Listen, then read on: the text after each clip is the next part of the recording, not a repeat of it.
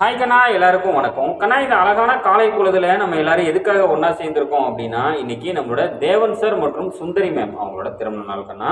அவங்களுக்கு திருமண நாள் வாழ்த்துக்களோடு அவங்க உடல் ஆரோக்கியத்துடனும் மனமகிழ்ச்சியுடனும் நீண்ட ஆயுளோட சகல செல்வங்களோட இருக்கணும்னு சொல்லி நம்ம எல்லாருமே கடவுள்கிட்ட மனதார பிரார்த்தனை பண்ணிக்கலாமா கண்ணா?